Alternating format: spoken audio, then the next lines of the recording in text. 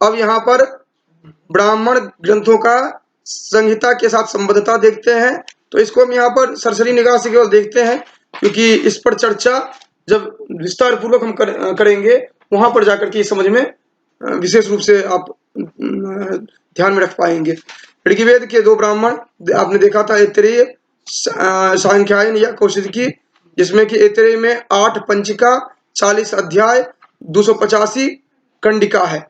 कौशिकी में 30 अध्याय तथा 226 खंड है। इस तरह इसको ध्यान में रखेंगे।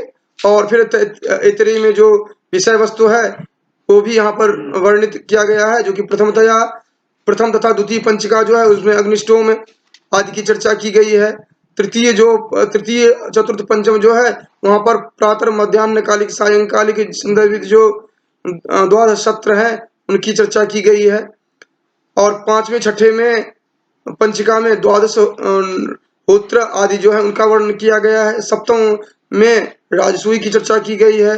8वें में इंद्र महाभिषेक जो है उनकी चर्चा की गई है।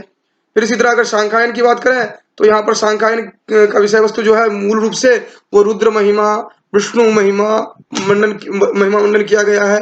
वृत्तवध द्वारा इंद्र द्वारा महानामनी साम मंत्र का जो पाठ किया गया है उसकी चर्चा है। फिर श्रक्कोड़ी ऋषा का संदर्भ यहाँ पर मिलता है हमें।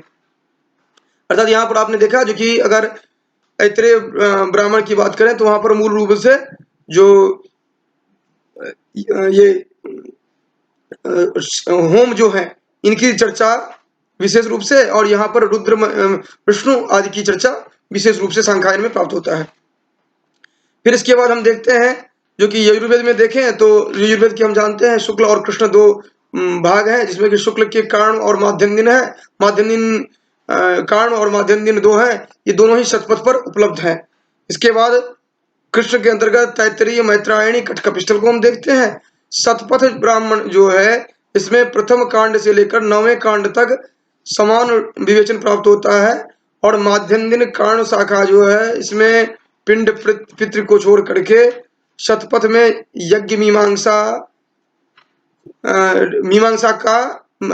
मीमांसा हविर याग, अग्निहोत्र याग, यहाँ पर विस्तार पूर्वक चर्चा इसमें की गई है। और यहाँ पर यज्ञो वही श्रेष्ठ तमम कर्म ये चर्चा की गई है यहीं पर शतपथ जो है इसमें। और इसके साथ ही साथ आप इसमें जो ऐतरेय ब्राह्मण हम लोग देख रहे थे इसमें ध्यान रखेंगे इसी में सुनस्यप आख्यान भी चर्चा की गई है। और सक्कोरी ऋचा जो है वह सांख्यायन में प्रस्तुत की गई है। इसके बाद हम आते हैं तैत्तरीय को देखते हैं। यह 3 कांडों में विभक्त है। प्रथम, द्वितीय, तृतीय। प्रथम 8वें अध्याय, द्वितीय जो है ये प्रथम जो है वो 8 अध्याय, द्वितीय जो है वो भी 8 अध्याय, और तृतीय जो है ये 12 अध्यायों वाला है। इसके अंतर्गत जो कि अध्वर्य के द्वारा किया जाने वाला संपूर्ण क्रियाकलाप का वर्णन है इसमें। और यहाँ पर पुरुषमेध की चर्चा तृतीय कांड में उपलब्ध होती है। पुरुषमेध की चर्चा भरद्वाज, नचिकेता, प्रहलाद, अगस्त विषयक आख्यायिका यहाँ पर उपलब्ध है। आचार आदर्श के नियम तथा सृष्टि विषय का वर्णन भी यहाँ पर प्राप्त होता है। अब अगर ये था तैत्तरीय से संदर्भित, अब हम देख रहे हैं साम वेद से संदर्भित। यहाँ पर प्रौढ़ जिसको पंचविंश कहा जाता है, षड्विंश, साम विधान, आर्षेय, देवताध्याय, उपनिषद जिसको कि मंत्र भी कहा जाता है और छांदोग्य भी कहा जाता है। उपनिषद ब्राह्मण जो है इनको मंत्र ब्राह्मण या छांदोग्य ब्राह्मण भी कहा जाता है। फिर संहितोपनिषद, वंश, जैमिनी, तवलकार, इस तरह हम सामवेद के ब्राह्मणों को देखते हैं। अब प्रौढ़ जो है जिसे कि पंचविंश भी कहा जाता है, अभिप्राय स्पष्ट है, जो कि 25 अध्यायों वाला होगा। इसको महाब्राह्मण भी कहा जाता है। फिर आख्यायिका प्रधान है यह। इसके साथ साथ ये मेधातिथि वत्स आख्यान यहाँ पर उपलब्ध है। इसके साथ साथ हम देखते हैं षड्विंश जो देखते हैं, षड्विंश में 6 अध्याय हैं। और यहाँ पर भवन पर जो वज्रघात होता है या प्रशासनिक वाद विवाद है या आकस्मिक कोई घटना घटती है। और उसके साथ साथ इन सभी के शांति निमित्त साम पाठ का विधान बताया गया है। फिर साम विधान में 3 अध्याय हम देखते हैं।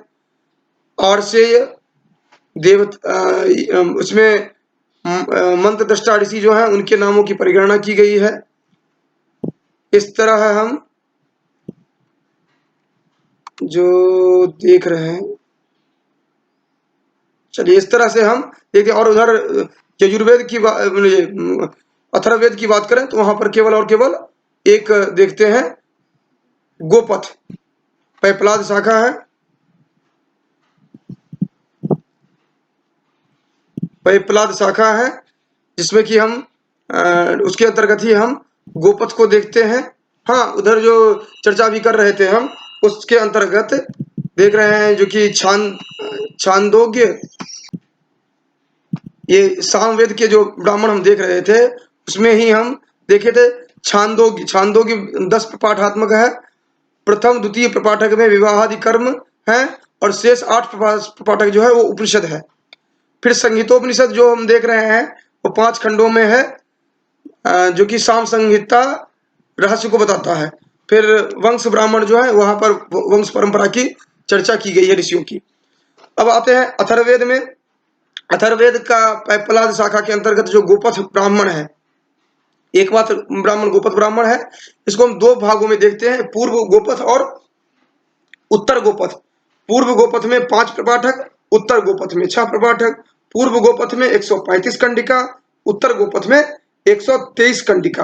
अर्थात उत्तर गोपथ में 1, 2, 3 और पूर्व गोपथ में 1, 3, 5 कंडिका देखते हैं। अर्थात 5 प्रपाठक 135 कंडिका और उत्तर गोपथ में 6 प्रपाठक 123 कंडिका। अब पूर्व गोपथ जो है उनकी जो विषय वस्तु है उनको संक्षेप में देख लेते हैं।